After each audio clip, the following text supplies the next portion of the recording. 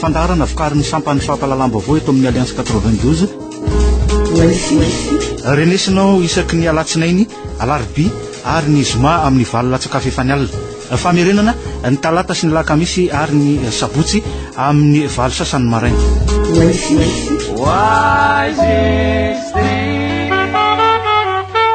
mirabantsika indray ary tompoko lasy tompoko vavy eto amin'ity fandarana oizitsika ity amin'izao arivariva ny alatsinainy 17 May taona 2024 zao miaraby anko ny italiany famoahana ny gazety Corriere de Madagascar sy ny taratra ary ny gazety Les Nouvelles miarabanao Frank Ramarson miarabanao sinezy ary miaraba koa andropiantsika zay manerana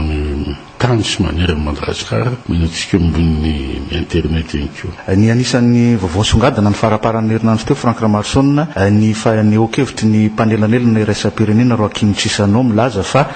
tsy tokony ho kandida aloha zany ireo naka fahefana ny fanohitra tamin'ny lalam-pandrenana na ny nanonga-panjakana zany zay ny fanehokeviny isiraka raha teo moa tonga amin'izao fiandohan'ny herinandro zao ny fijerinao an'izay fanehokevitry tsisano zany io moa zany no tsara fantarina izy moa zany le nanonga-panjakana ary izy le ataontsika hoe tsy mahazo milatsaka satria raha ny io zava-tsy io otrany nisy ny nanao tsilitsofina tamindray ny olona vaty rehefa tsy mahazo milatsaka aho dia alefasiko zany le olona anatiny le 109 satria zay naman tianao lazainy zay hoe le hoe 900 ka aolo azavaina tsara hoe inona tonga n'le ataontsika sanction le 900 le sanction 900 dia nisy talohan'io le asakoro Maputo tamin'ny volana agosto 2009 dia nisy ndray koa ny akoro zay natao tamin'ny Addis Abeba aditif dia nandeha ny andalany teny any dia nisy fanendrena prime ministre sy ndray matao Eugène Mangalaza dia mbola nisy nanao hoe aronan'izay mbola ituizan'ity fanelanelana an'ity dia tonga tatrany Afrika Tatsimo dia tonga trany Maputo 2 ndray ngamba raha tsy diso ako dia tsy navela ny fanjakana Andriamatoa Andry Rajoelina sy ministre ny polisy tamin'izany sy ministre l'intérieur hiverina na ny prime ministre zay lazaiko hoe consensus dia Andriamatoa Eugène Mangalaza miverina tany avy moa dia amin'ny coordonnance vaovao ndray ny ACT dia nanenjany prime ministre Kami Vital ka raha ohatra zany somary tantara ny prime ministre Kami Vital dia tsy isan'ireo zay niko araka ny tenenina maramila zay tafiditra eto anatin'ny affaire amin'ny 2009 nefa nizy zao isan'ny voasage amin'ny 900 ka le olona 900 voasage ireo dia le olona zany tsy nety nanaraka nanapriska an'le hoe fanatanterahana ny akoro Maputo sy Addis Abeba olona roa nefa ny fantatra tamin'izany hoe tena isan'ny ary-Andriamatoa Andry Rajoelina tamin'ny mars 2009 tsy tafiditra anatin'le 900 dia ministre Ndrarambahiny tamin'izany zay tsy ny fanarankevitra tamin'ny ACT dia ny ministre ny Asin'Andriamanjato zay niala azy atao amin'ny fitondrana sy ny prime ministre voalohany zay nitondra an'le olona teny amin'ny Botsiroatra dia Andriamatoa Njarindefa raha tsy diso ka io zany le ataoko hoe miteny Andriamatoa Sisano hoe mifandrebrebeny satria tsy resaka fanonganam-panjakana sy zay nakan'io hoe io zany nataon'le hoe 109 ary difo Andriamatoa Andry Rajoelina hoe mankataka amin'le sanctionné ny Union africaine satria Union africaine angeny sanctionné reo tamin'ny volana avril 2010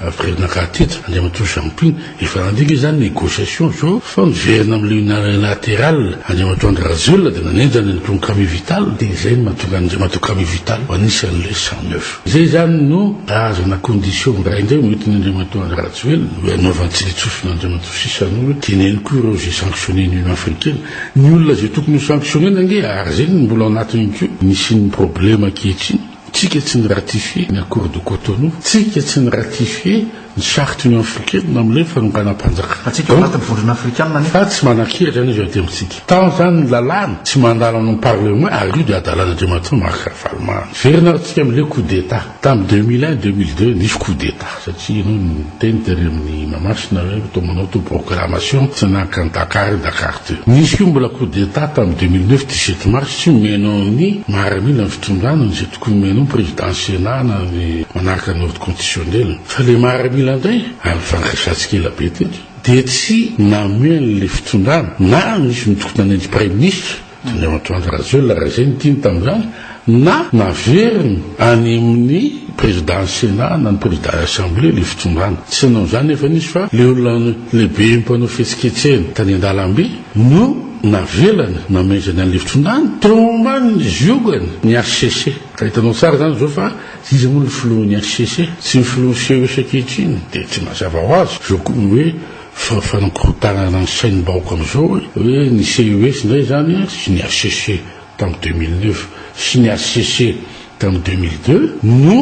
tomponatoka am'izao hoe fisafovorony zao ho hitantsika eo maky zay fanapa-keviny mola tsirentsika moa teo ny fanakava-keviny hoe ahona marina satria ny Union africaine ny Union européenne ny koa ny fianakaviam-pirenena raha milatsaka raha anankitelo reo candidat reo dia tsy hisy reconnaissance internationale dia mitoy ihany zany ny fahorim-bahoaka am'izao fa misy ihany koa nefa nitolo-kevitry ny filohan'ny tetezamita Franck Ramarsson amin'ny hoe fifidianana solom-bavim-bahoaka no tsy miteraka korotana kokoa eto amintsika noho io hoe fampiarahana ny fifidianana filoham-pirenena sy ny fifidianana solom-bavim-bahoaka fanambarany tany aloha moa fa namafisiny indray faran'ny herinandro teo ka mazava ho azy fa tsy mandeha zany amnatin'ny système hoe efa misy ny senity efa misy ny fandara-potoana na hiteny azy any FFM efa namaly ny senity fa tsy anaraka ny heviny izy na hiteny ary filohan'ny tetezamita tsy mibaiko ny senity izy fa ny zavatra fantatra fotsiny amin'izany rehetra zany dia misy papaika politika foana ataony satria tahan'Andriamatoa Belgique izy zay ny mamay azy io hoe isoro Andriamatoa Belgique dia misy olona tiana ataon'ny premier ministre raha mandeha aloha le fifidiana législatif zany viteneniko anao hoe mbola resaka papaika politika dia eo mbola miampy ny ataontsika hoe resaka fifafahana fifadikana mivavaka ny botsirotra dia hoe nahazo antsa avy ny Andriamanitra tano zany ho trano mankaka fa lasa mahatonga ny olona miala amin'ilay kristianisme zava-totra zany olombelona ave dia miresaka amin'ny Andriamanitra dia hoe tonga hitao tany dia milaza hoe ahana vaholantsika resaka politika resaka olona mantso resaka valala resaka tsy fahampiny hoanikoanina hoan'ny vahoaka isan'andro resaka fahasalamana resaka fanabiazana dia lazainao fa miantso ny Andriamanitra ianao zany hoe nahita azy ianao dia manan'ilay vaholana koa magnina koa amin'ny fefoka io ny archevêque sy monseigneur ny anglikana sy président ny FGKM sy ny luterane eo ngeny tokony miresaka voalohany amin'ilay any ambony any dia vitao zay hoe aizany ataontsika amin'ity zavatra ity fa izay le manao fisolokina sy mamita vahoaka zay ny tsoazakena amin'izao tononandro hoe naty krizy izy fotsika soranao Franck Ramarsson teto amin'ny fandarana izitsika androany ary totranao ny sinesy mandrapitao fa amin'ny fotoanantsika manaraka indray ary tompoko lahy sy tompoko vavy